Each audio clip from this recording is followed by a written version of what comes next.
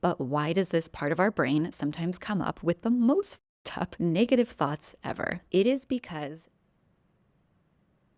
so many people try to override their negative thinking, their anxious thinking, all of those thoughts that creep up into their head with willpower, self control, as if we could control all of our thoughts, and even with trying to override the negative thinking with positive thinking.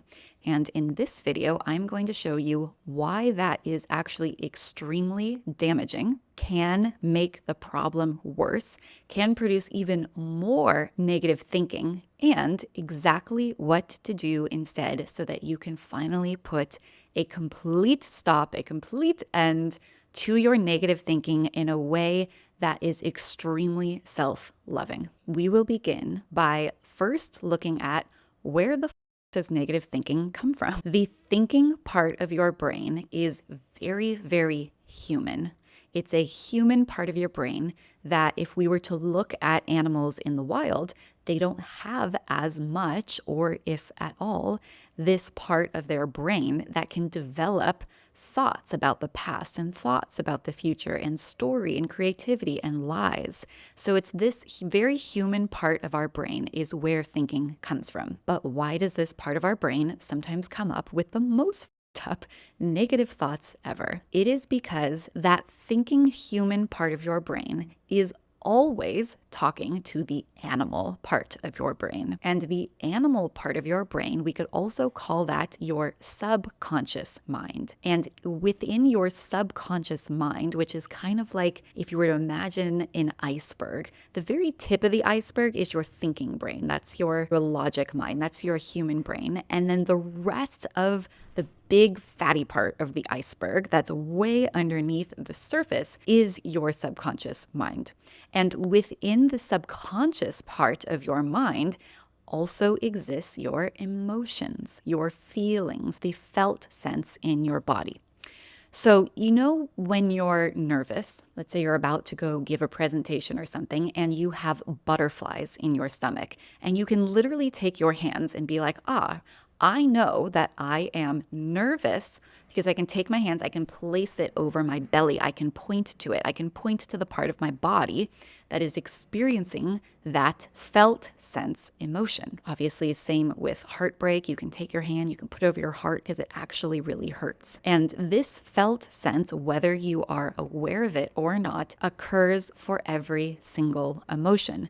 The two examples I just gave are quite obvious and quite relatable because they're really intense bodily sensations. However, every single feeling that your subconscious produces also has an attached bodily sensation somewhere in the body where you can take your hand and you can place it over the part of your body where you feel it. And that takes some practice, but it's always there. Since the logic human mind and the subconscious bodily animal emotional sense are always like talking to each other, they're always finding ways to relate to each other.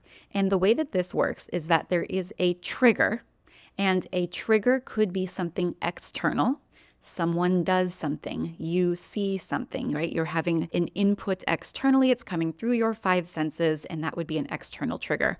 And as humans, we can also have internal triggers, the thoughts in our head that we don't like that then are on repeat and produce a felt sense in the body, in the animal body. And sometimes what happens, especially if it's an internal trigger, is that this can just go in a loop where the thought comes, it produces the feeling doesn't feel good, so you pop back up into thought to validate the feeling, which increases the feeling, and then the feeling goes, right, okay, this is here. And this loop will continue to occur, increasing the magnitude, the strength of the thoughts, and then giving that feedback loop back to the body where the body produces the magnitude and felt sense of the actual feeling. And this might sound all messed up, like, why would my body do this? Well, your body will never generate anything against you, especially emotions. So every single emotion that your animal body produces is for you. It's like a guidance system. Your body is never, in fact, going to produce a randomized emotion and be like, now you're stuck with it. No, the body always has a reason, a piece of information that it wants for your cognitive conscious mind to chew on. But what happens is most people miss that. And what they do instead, which is extremely damaging, is one of two things. They either feel the feeling in their body, they go up into their head, they have thoughts surrounding that feeling, and they judge the thoughts and therefore push away the thoughts and the feeling simultaneously. And this is actually a very self-hating thing to do, because it's almost like you're trying to push away a part of yourself. You're actually trying to push away a self-loving, self-protective part of yourself, which is your emotional body. The other thing that people do, which is very damaging, is that feeling is produced. And the thought form creates all of this scenario around it. And then the damaging thing that people do is they start believing the thoughts and ignoring the emotion. This is damaging because the part of your human brain that, like I said, can create these thoughts, that can create poetry, that can create art, that can be very creative, is also the part of your brain that can lie. Animals in the wild cannot lie, outside of the fact that there are some birds and things that, like, quote unquote, lie as a form of reproductive to try to get a mate. We're not talking about that. I'm talking about the very human part of our brain that can be nervous about giving a presentation. The felt sense of being nervous is real. And the thought form will generate the lies. I suck. I'm not good enough. I made a mistake. I shouldn't be doing this. Nobody's going to like this. This is the creative lie or set of lies that the human part of our brain comes up with in order to make sense of the felt sensation in the body. So where does negative thinking come from? We've explained it in this really robust way, and I'll end with this metaphor and then I'll show you what to do instead. If you imagine your nervous system, all these different wirings and synapses that create your thought forms and your feelings and your personality and all of this stuff, and it's all wiring through.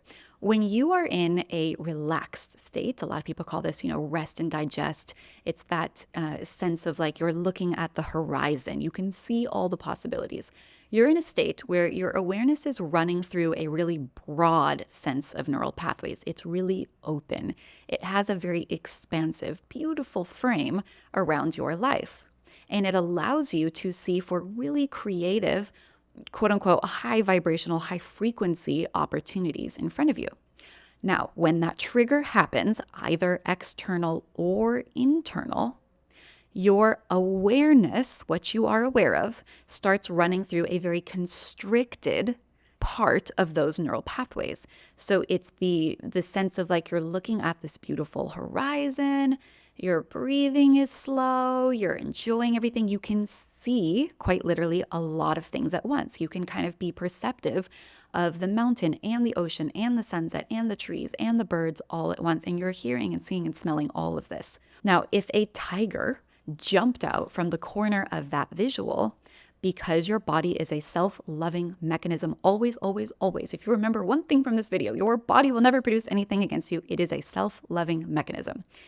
Tiger jumps out and your body will lovingly protect you by constricting your visual cortex to something very narrow so that it's just looking at the tiger. It will forget the mountains. It will forget rest and digest. The blood flow quite literally will leave your digestion, go to your extremities so that you can start running, so that you can fight, so that you can do all of the things for your protection. And there's nothing you can do about this process. If a tiger jumps out at you, there's no amount of positive thinking that you can do to be like, oh, I'm fine, I'm just going to sit here, everything's good. No, your body is going to take over for you because it wants you to be aware of the fact that there is a threat to your survival. Okay. So 2024, we don't have tigers jumping out at us, thank goodness. But we do have triggers, emotional triggers most often, that cause our body to react in the exact same way. So when there is a trigger and a stressful thing happens, our body starts constricting and our visual cortex starts constricting. And it starts putting this really small frame of whatever that emotion is. So, for example, again, with the example about the going to give a presentation, The body might view it as a survival threat because we are a tribal species. And so being with other people is akin to survival. And if you're about to go do something like give a presentation that your body registers as a survival threat, it's going to produce anxiety. Why? Because your body loves you. It's wanting you to know that that is what is happening. So the feeling, the felt sense in the body is real and true. Now, a fraction of a second later, that felt sense in the animal body will shoot that up to the cognitive human conscious mind to make sense of it. And this part of your mind is a little bit like a machine. It will generate an answer to anything you ask it. I could sit here and be like, why am I a really horrible person? And I could generate answers. Anyone could. I could also ask myself, why am I such an amazing person? I could generate answers. But they're being generated from the part of my brain that lies. So it's in that moment you're about to give the presentation. You feel that anxiety come up. Most people will want to override it with positive thinking, and that can sometimes work. That's called top-down processing. You can override it with breathing. Sometimes that does work, especially if you're in a pinch and you need to ground yourself quite quickly. However, the most self-loving thing you can do that actually puts an end to the repetitive cycle of negative thinking is to sit with the emotion instead of the thought. Because what happens is that the thought forms, gets all messy and enmeshed with the feeling, and then you end up wanting to reject them both. So what I recommend you do instead is become aware of the thought form. The awareness is always the first step. And then imagine that your brain is dropping out of your head and into your body, and you take your hand and you place it over the part of your body where you feel the felt sense, because your neurology is physically, in a very true and real way, running through the neural pathways of whatever negative feeling you are experiencing. And you want to bring your awareness to the truth and away from the lies. So what this step does is really impactful because it separates out that enmeshment between the thought forms and the felt sense. Remember, the felt sense is real. The felt sense has information for you. The felt sense is like, hey, something's happening and I need you to know. Once you sit with the felt sense, meaning the felt sense of the negative feeling that you are feeling, you will find that there is gold wrapped up in that. And the gold is always one of three things. It's always a repressed truth or a desire, an unmet need, or a boundary. And using the process of shadow work, you can uncover what that gold is. Sometimes it requires an external action, something to quite literally do differently in your life. And sometimes it requires an internal action. You might stumble upon a belief system that is not useful and therefore violating an internal boundary around how you perceive yourself. So once you kind of get into it, there's a lot of creativity, there's a lot of personal preference in terms of what you want to do with that gold. But the thing that happens, and this is the part that ends the negative thinking, is that the negative thinking is only there to make you aware of the felt sense. That's the root cause. We're going straight for the root. When you access the root cause, you do the shadow work, you sit with it enough to reach your hands into the gold, you touch the gold, all of a sudden your body takes off that frame of anxiety. It takes off that frame of hopelessness. It takes off that frame of shame. It takes off that frame of anger, whatever f***ed up feeling you're feeling.